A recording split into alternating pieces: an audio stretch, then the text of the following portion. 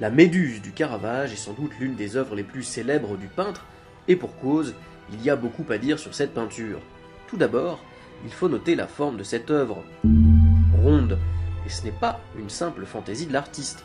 En fait, cette œuvre n'est pas une toile, il s'agit d'un bouclier de parade, aussi appelé rondache de Parement. Pour la faire courte, il s'agit d'un genre de petit bouclier rond, idéal pour le combat rapproché. Mais avec celui-ci, hors de question de se bastonner, c'est plus comme une voiture tunée, on se balade avec pour se la péter. C'est le protecteur et mécène du peintre, le cardinal Francesco Maria del Monte, qui lui commande pour l'offrir au grand-duc de Toscane, Ferdinand Ier de Médicis. On sait aujourd'hui que la version exposée au musée des Offices de Florence, en Italie, n'est pas la première version, mais la seconde. Caravage avait d'abord réalisé une première version sur un bouclier plus petit, puis a retranscrit de manière exacte son dessin sur un bouclier plus grand pour réaliser la seconde version.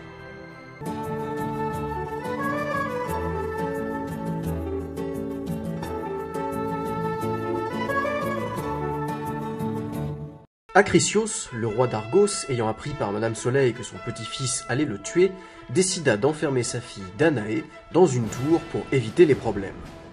Pas de bol pour lui, Zeus finit quand même par faire des galipettes sous forme d'une pluie d'or avec sa fille, et paf, ça fait un bébé, le fameux Persée.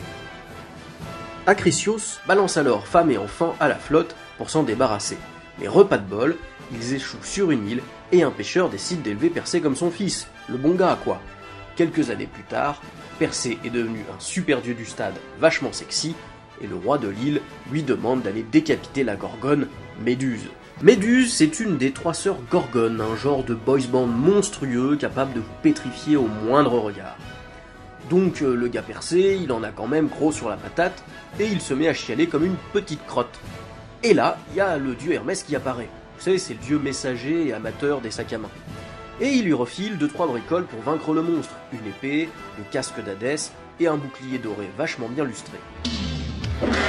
Stuffé comme Rambo, Persée va donc retrouver Méduse et l'affronter. Et comme il est malin, il utilise le bouclier comme un miroir pour que Méduse se pétrifie elle-même à cause de son propre reflet, et pan, il la décapite. Vous comprenez mieux le choix du Caravage de peindre cette tête décapitée. C'est un choix radical, et je peux vous le dire, pour l'avoir vu exposé, ce bouclier ne laisse pas indifférent. Il glace le sang du spectateur par son réalisme et la puissance du sujet. Observez ce visage pétrifié dans une expression mêlée à la fois de stupeur, de colère et de douleur. Les sourcils sont froncés, les yeux écarquillés, la bouche grande ouverte, laissant échapper un cri muet. Le visage est légèrement penché sur la droite, ce qui traduit un mouvement, peut-être celui du corps absent. Les serpents de la chevelure se tordent dans tous les sens et produisent un effet de trompe-l'œil spectaculaire qui donne l'impression que la tête ressort du bouclier. En fait, il s'agit de la tête tout juste décapitée. Regardez le sang jaillir à gros bouillon. On imagine bien la lame du héros grec venant tout juste de trancher le cou du monstre. D'ailleurs, l'expression du visage est encore figée d'étonnement et d'effroi. Méduse comprend tout juste ce qui lui arrive. Rappelez-vous qu'elle voit son propre reflet dans le bouclier. Ce n'est donc pas un simple portrait, c'est un reflet.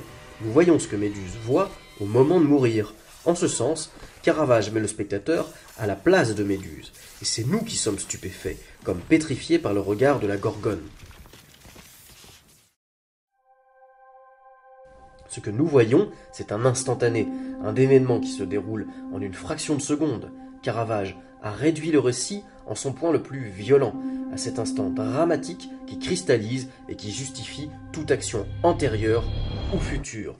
Caravage nous montre le présent pur, le hinc et nunc, c'est-à-dire le ici et maintenant. Méduse est une peinture majeure du Caravage dans laquelle il tente de nous livrer une pensée philosophique sur son propre rapport à l'existence et à l'art en particulier. Il est fort possible que cette peinture soit un autoportrait. On sait que l'artiste possédait un miroir convexe et qu'il s'inspirait de ses propres expressions pour peindre des personnages. On sait également que son propre visage revient dans ses toiles. Et si Méduse était un autoportrait du Caravage, il se placerait alors lui-même comme bourreau et victime de son art. La peinture est un art de la représentation, un art qui fige dans le temps, qui pétrifie comme le regard de la gorgone. Là est le pouvoir de Caravage. Et lorsqu'il est son propre sujet, comme Méduse observant son reflet dans le bouclier de Persée, Caravage se fige lui-même, détruisant la distance entre peintre et modèle. Il saisit l'instant et le plaque pour l'éternité sur la surface de son œuvre.